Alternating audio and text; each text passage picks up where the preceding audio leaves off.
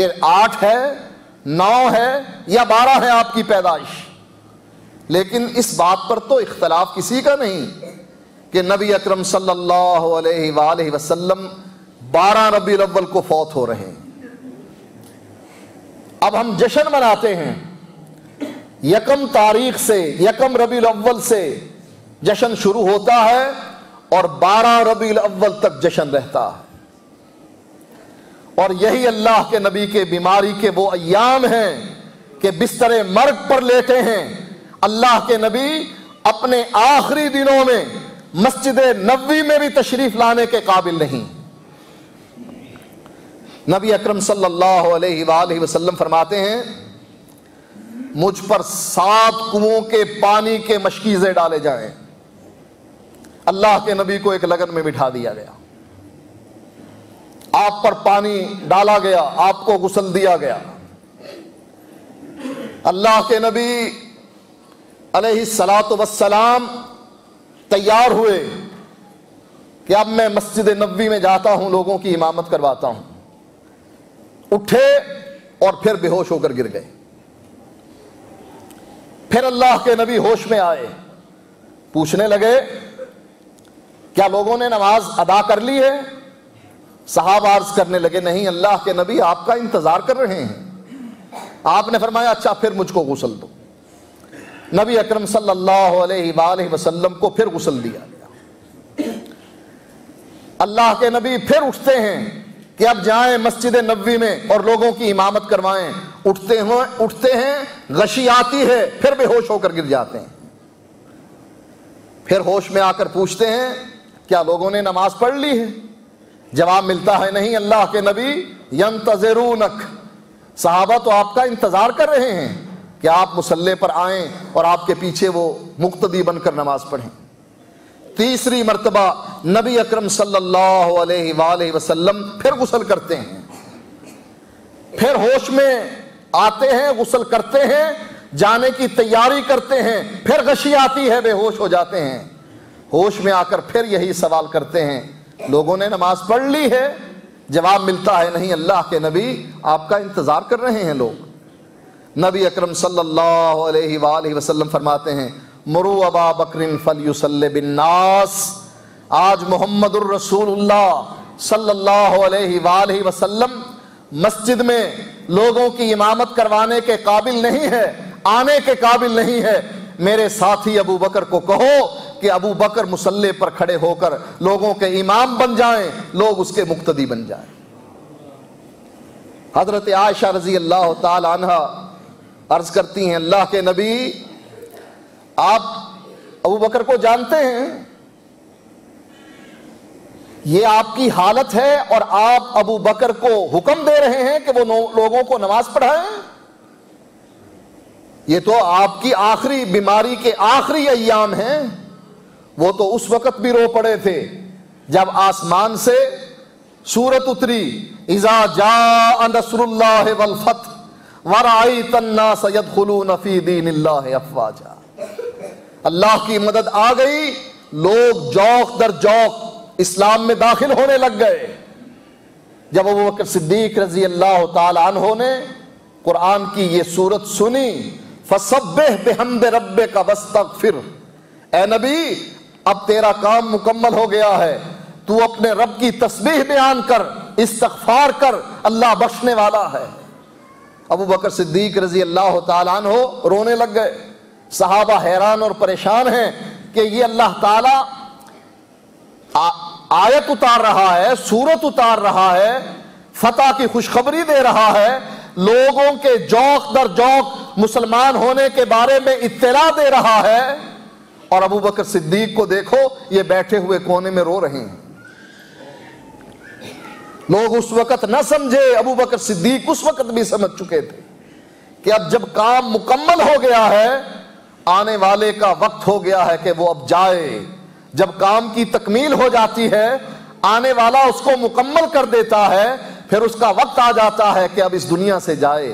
یہ سوچ کر ابو بکر صدیق رضی اللہ تعالیٰ عنہ رونے لگ جاتے ہیں کہ اب اللہ کے نبی اس دنیا میں ہمارے پاس نہیں رہیں گے، اور اے اللہ کے نبی آپ ابو بکر کو اس حالت میں کہہ رہے ہیں کہ وہ نماز پڑھائیں جب وہ آپ کو مصلی پر نہ پائیں گے، لوگوں کو نماز نہیں پڑھا سکیں گے، رونے کی وجہ سے لوگ ان کی قرات نہیں سن سکیں گے۔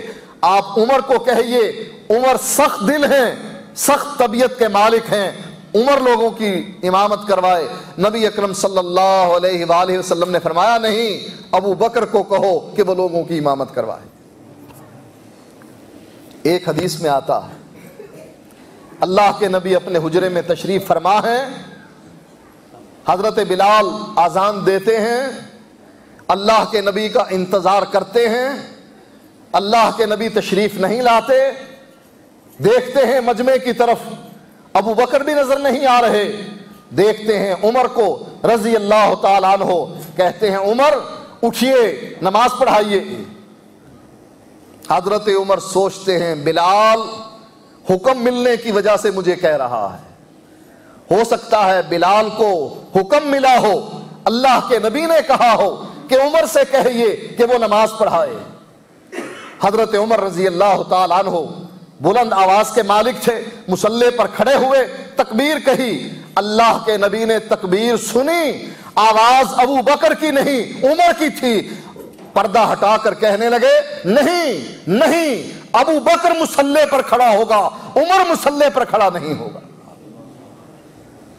حضرت عمر نے مجبوراً نماز پڑھائی اور بلال کو ڈانٹ کر کہا بلال میں نے سمجھا تھا کہ تو اللہ کے نبی سے اجازت لے کر آیا ہے، اس لیے تو مجھے کہہ رہا ہے، میں نے اس غلطی میں لوگوں کی امامت کروائی، اللہ کے نبی اس مصلی پر سوائے ابو بکر کے کسی کو کھڑا ہونے کی اجازت نہیں دے رہے۔ نبی اکرم صلی اللہ علیہ وآلہ وسلم کے بارے میں انہی ایام میں صحابی بیان کرتے ہیں کہ اللہ کی نبی کی طبیعت کچھ فریش ہوئی، اللہ کے نبی نے فضل بن عباس کو بلایا، حضرت علی کو بلایا، دونوں کے کندھوں پر ہاتھ رکھا اور مسجد نبوی کی طرف تشریف لے گئے۔ صحابی بیان کرتے ہیں کہ میں اللہ کے نبی کے گھسٹتے ہوئے پاؤں جو زمین پر گھسٹ رہے تھے، میں ان پاؤں کی طرف دیکھ رہا تھا کہ اللہ کے نبی میں اتنی طاقت بھی نہیں کہ اپنے پاؤں کو زمین پر رکھ سکے۔ یہ خوشیاں منانے کا وقت ہے نا، یہ ڈھول بجانے کا وقت ہے، یہ رقص کرنے کا، بھنگڑے ڈالنے کا موقع ہے کہ اللہ کے نبی فرما رہے ہیں پانی کا پیالہ چارپائی کے نیچے پڑا ہوا ہے اور اپنا ہاتھ اللہ کے نبی اس پانی کے پیالے میں ڈالتے ہیں، اپنے چہرے پر پھیرتے ہیں، جو چہرہ بخار کی وجہ سے اتنا زیادہ تپ رہا تھا۔ صحابی بیان کرتے ہیں کہ ہم میں اتنی ہمت نہیں ہو رہی تھی کہ اللہ کے نبی کے جسم پر ہاتھ رکھ سکیں، اتنی گرمی اللہ کے نبی کو بخار کی وجہ سے چڑھی ہوئی تھی۔ صحابی پوچھتے ہیں اللہ کے نبی آپ کو اتنا بخار ہے؟ فرمایا ہاں، جیسے اللہ تعالی ہمیں دوہرا اجر دیتا ہے ایسی ہی آزمائش بھی دوہری کرتا ہے۔ آپ فرماتے ہیں تم بیٹھ کر نماز پڑھو، اللہ تم کو آدھا ثواب عطا کرتا ہے، اور میں اگر بیٹھ کر نماز پڑھوں اللہ مجھ کو پورا ثواب عطا کرتا ہے۔ جیسے ہمیں اجر دوہرا ملتا ہے ہماری آزمائش بھی دوہری ہوتی ہے۔ آپ اپنا ہاتھ پیالے میں ڈال کر اپنے چہرے پر پھیرتے اور فرماتے اللہم اعنی علی سکرات الموت وغمرات الموت، اللہ موت کی سختیاں ہیں، گھاٹیاں ہیں، ان موت کی سختی اور گھاٹیوں میں میری مدد کرنا۔ آپ حضرت عائشہ رضی اللہ تعالیٰ عنہ سے کہہ رہے ہیں عائشہ اس یہودن نے مجھ کو زہر دیا تھا جس کی تاثیر کو اللہ تعالیٰ نے روک لیا تھا، وہ بکری اللہ کے نبی نے کھائی تھی، اس کا لقمہ منہ میں ڈالا تھا، ایک صحابی اس کی وجہ سے فوت بھی ہو گئے تھے، لیکن اللہ تعالیٰ نے اپنے نبی پر اس کا اثر روک دیا تھا۔ اللہ کے نبی حضرت عائشہ سے کہتے ہیں عائشہ آج اس زہر کی وجہ سے میری شاہرگ کٹ رہی ہے۔ ہمیں خوشیاں کیوں منانی چاہیے؟ اللہ کے نبی کی شاہ رگ کٹ رہی ہے۔ ہمیں خوشیاں کیوں منانی چاہیے؟ اللہ کے نبی کو سخت بخار ہے۔ ہمیں خوشیاں کیوں منانی چاہیے؟ اس لیے کہ حضرت فاطمہ رضی اللہ تعالی عنہا اپنے بابا کی تکلیف کو دیکھ کر کہہ رہی ہیں کہ بابا آپ کو کتنی تکلیف ہے؟ آپ جواب میں فرماتے ہیں فاطمہ آج کے بعد تیرے بابا کو کبھی تکلیف نہیں ہوگی۔ یہ کیسی امت ہے؟ کبھی کسی امت نے اپنے نبی کی وفات پر جشن منائے؟ شیطان نے ایسا جال بچھایا ہے ہمارے لیے کہ آج ساری دنیا شیطان کے اس جال میں گرفتار ہے اور نبی کی وفات پر خوشیاں منا رہی ہے، شیطان کھڑا ہوا ہنس رہا ہے۔ سوچئے 12 ربیع الاول کو جس دن اللہ کے نبی فوت ہوئے، وہ یہودی خوش تھے یا ناراض تھے، غمزدہ تھے، جن کو اللہ کے نبی نے مدینے سے نکال دیا تھا؟ 12 ربیع الاول کو وہ عیسائی اور ان کے حکمران جن کی طرف اللہ کے نبی نے صحابہ کی فوج کو کوچ کرنے کا حکم دیا تھا، لڑائیاں لڑی تھی صحابہ نے ان عیسائی حکمرانوں کے ساتھ، وہ عیسائی اور ان کے حکمران غمزدہ تھے یا خوش تھے؟ وہ منافق جن کا سردار اللہ کے نبی کی زندگی میں فوت ہو گیا، لیکن وہ جماعت تو موجود تھی مدینے میں۔ سوچئے عبداللہ بن ابی کی وہ جماعت 12 ربیع الاول کو خوش تھی یا غمزدہ تھی؟ وہ قبائل جو اللہ کے نبی کی وفات پر مرتد ہو گئے تھے، مدینے کے ارد گرد رہتے تھے اور مدینے پر حملے کی تیاری کر رہے تھے، وہ 12 ربیع الاول کو غمزدہ تھے یا خوش تھے؟ کون خوش تھا؟ یہودی؟ کون خوش تھا؟ شیطان؟ کون خوش تھا؟ عیسائی؟ کون خوش تھا؟ منافقین اور ان کی جماعت؟ کون خوش تھا؟ وہ مرتد قبائل اور وہ انکار زکوٰۃ کرنے والے، یہ لوگ سب خوش تھے۔ اور کون خوش تھا؟ مسیلمہ کذاب خوش تھا اور اس کے ساتھی خوش تھے۔ کون خوش تھا؟ اسود انسی جو نبوت کا دعویٰ کرتا تھا، وہ نبی کی زندگی میں قتل ہوا، اس کی جماعت خوش تھی۔ کیوں؟ شیطان کیوں خوش تھا؟ کہ وہ گیا جو توحید کو پھیلایا کرتا تھا، وہ گیا جو اپنی سنت کو پھیلایا کرتا تھا، وہ گیا جو اپنی امت کا غم کیا کرتا تھا۔ ہم کتنے بدبخت ہیں۔ وہ نبی رؤوف الرحیم ہے۔ قرآن نے اللہ کے نبی کی یہ صفت بیان کی ہے، بالمومنین رؤوف الرحیم۔ یہ مومنوں پر رؤوف بھی ہے، رحیم بھی ہے۔ کیسے؟ اللہ تعالیٰ جبریل علیہ السلام کو بھیجتے ہیں کہ اے جبریل جاؤ اور میرے نبی سے پوچھو ما یبکیک، اے اللہ کے نبی آپ روتے ہیں تو کیوں روتے ہیں؟ رونے کا سبب کیا ہے؟ حالانکہ اللہ خوب جانتا ہے کہ اللہ کے نبی کیوں رو رہے ہیں۔ جبریل آ کر پوچھتے ہیں اے اللہ کے نبی آپ کیوں رو رہے ہیں؟ اللہ سوال کر رہا ہے۔ نبی اکرم صلی اللہ علیہ وآلہ وسلم فرماتے ہیں جبریل اللہ خوب جانتا ہے کہ میں کیوں رو رہا ہوں، لیکن اللہ چاہتا تھا کہ نبی کی زبان سے اس بات کا اقرار کروائے، نبی کی زبان سے یہ الفاظ ادا کروائے کہ اے اللہ کے نبی آپ کیوں رو رہے ہیں، تاکہ لوگوں کو علم ہو جائے کہ اللہ کے نبی مختار کل نہیں کہ جو چاہے کر لیں، آپ کے پاس کوئی اختیار نہیں،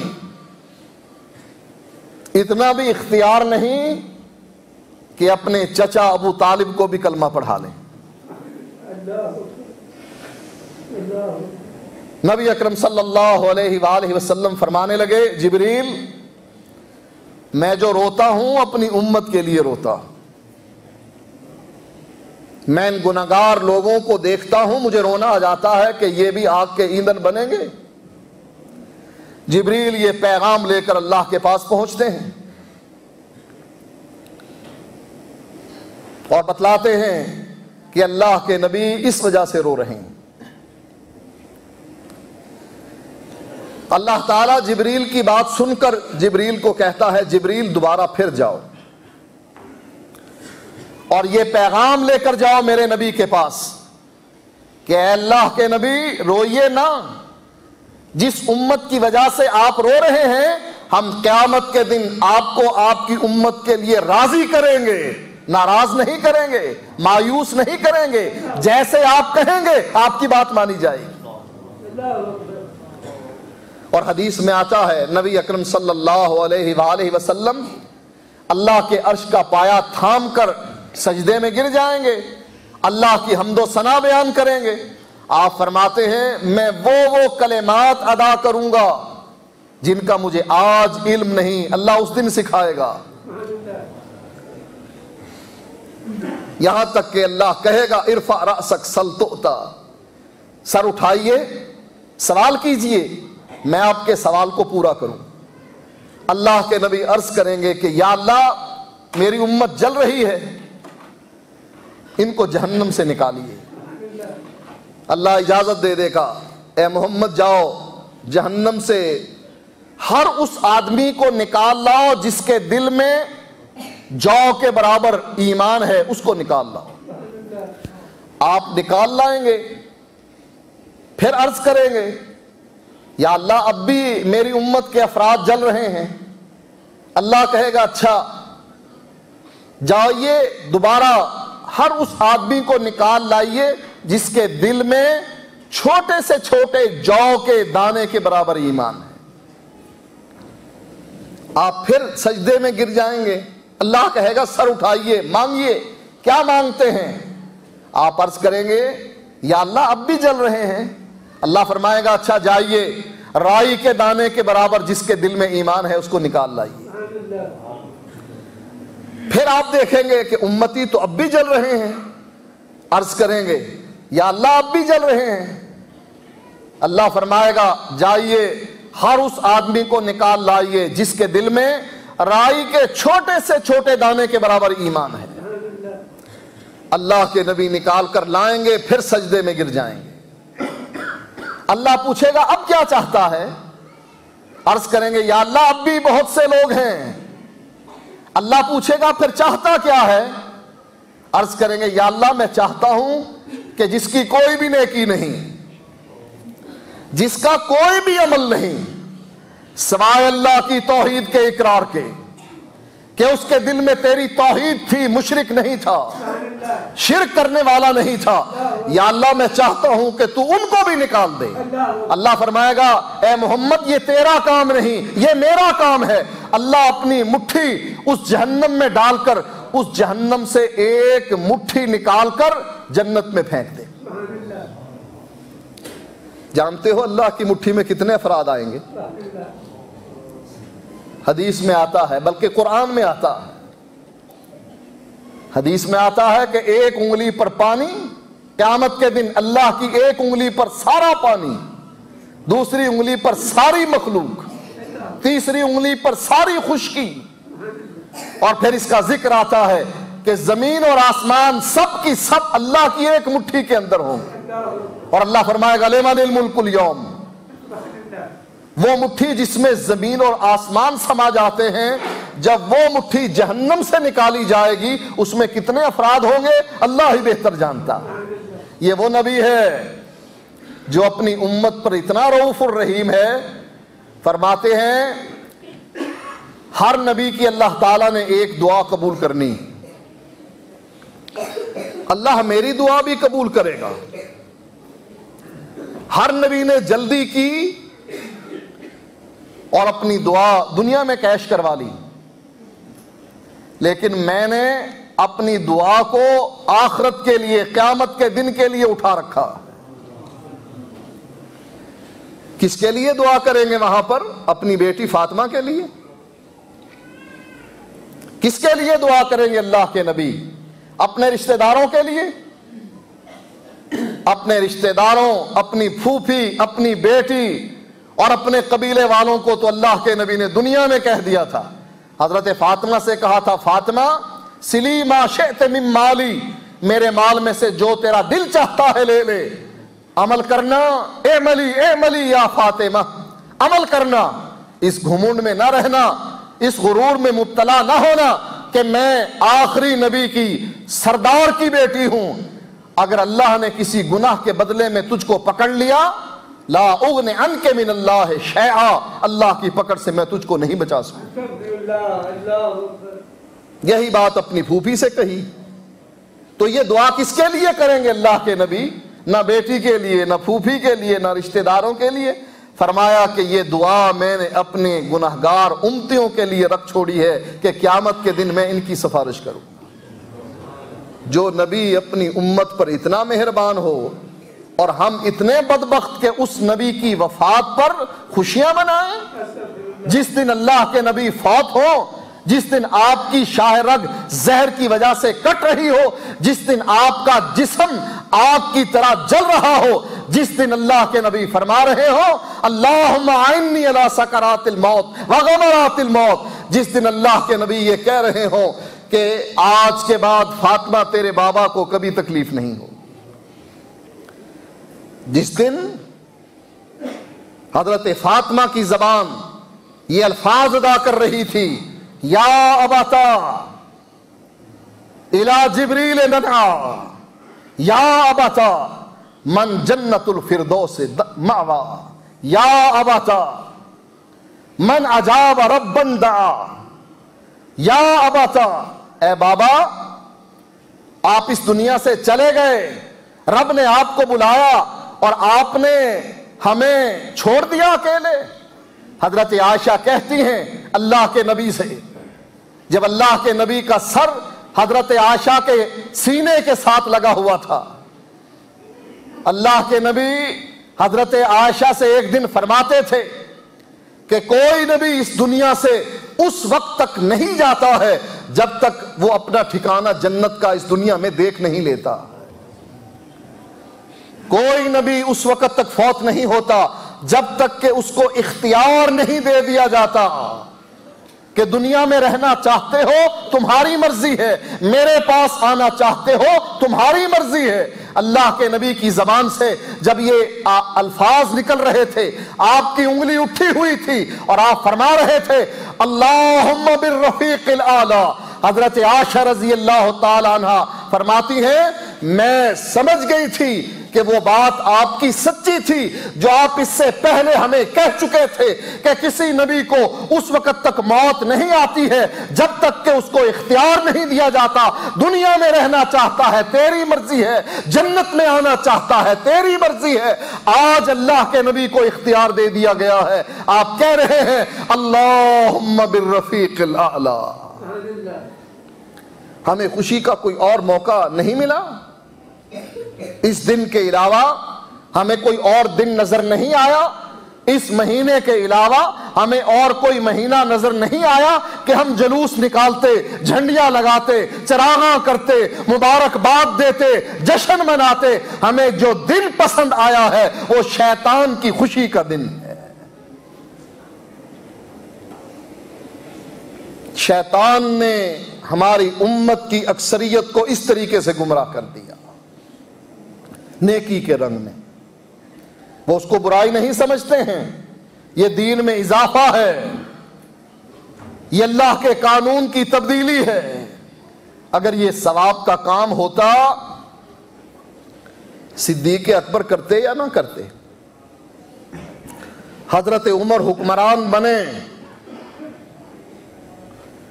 اور حضرت عمر